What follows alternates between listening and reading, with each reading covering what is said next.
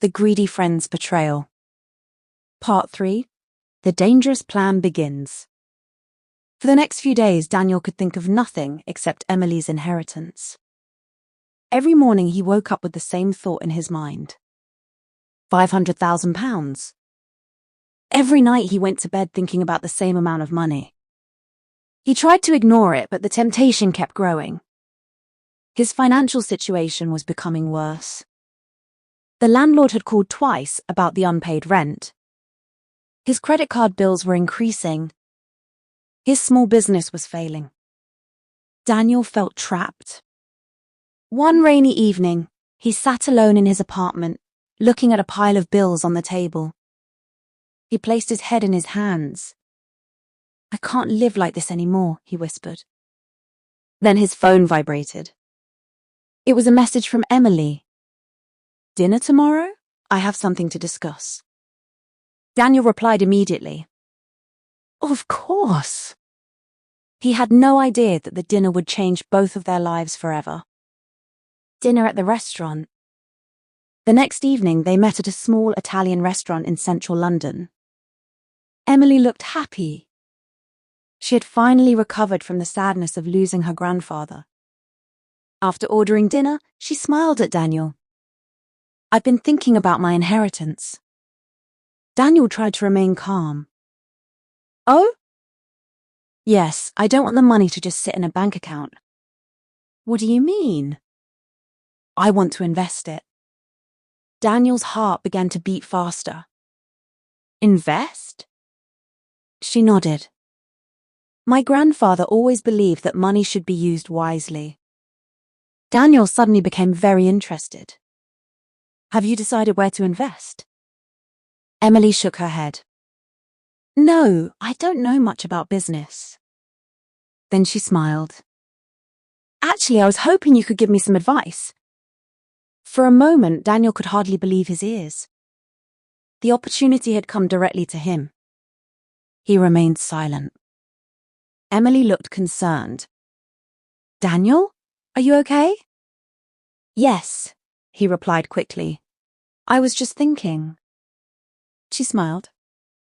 "You know more about business than I do." Those words made him feel uncomfortable. She trusted him completely. And yet, a dark idea was beginning to form in his mind. The seed of greed. That night, Daniel walked home alone. Rain fell softly on the empty streets. His thoughts were racing. Emily wanted investment advice. She trusted him. She would believe almost anything he told her. Suddenly he stopped walking. A dangerous idea appeared in his mind. What if I create a fake investment? He immediately shook his head. No, that's insane. But another voice inside him spoke. You need money. This is your chance. He continued walking. No, I can't betray her. Yet the idea refused to disappear. When he reached his apartment, he sat on the sofa for hours thinking. By midnight, he had almost convinced himself. By 2 o'clock in the morning, he had completely convinced himself. He stood up and looked out the window. I'm only borrowing it, he whispered. I'll return the money later. It was the first lie he told himself. And sometimes the first lie leads to many others. The fake business. Over the next few days, Daniel carefully created a plan. He designed a fake company website. He created fake documents. He invented a company name. Bright Future Technologies Limited. The company did not exist. Everything about it was a lie. But it looked real. Very real. When he finished, he looked at the documents and smiled. No one will ever know. Still, a small voice inside him warned him to stop. But greed had already taken control. The meeting. A week later, Daniel called Emily. I think I've found an investment opportunity. Really? She asked excitedly. Yes, it's a private technology company. They met at their favorite cafe. Daniel brought the fake documents with him. Emily looked impressed. This looks professional. It is, Daniel lied. They're looking for investors before launching their new software. Is it safe? Absolutely. She read the papers carefully.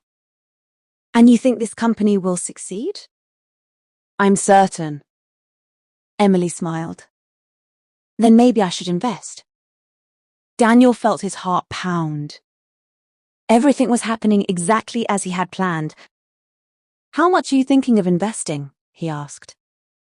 She looked thoughtful. Perhaps £200,000. For a moment, Daniel almost stopped breathing. £200,000. More money than he had ever imagined possessing. He forced himself to remain calm. That sounds like a good investment. She smiled. I'm glad I asked for your advice. Those words felt like a knife in his heart. A friend's trust. Before leaving the cafe, Emily looked at him and said something that Daniel would never forget. I trust you more than anyone, Daniel. For a few seconds, he could not speak. He wanted to tell her the truth. He wanted to confess everything. But greed was stronger. He simply smiled. Thank you. As they walked in different directions, Emily felt happy. She believed her future was secure. Daniel, however, felt something else. Fear. Because deep inside he knew he had crossed a line. And once a person crosses that line, there is often no way back. The dangerous plan had begun. And soon, one act of greed would destroy years of friendship. To be continued in part the money is transferred.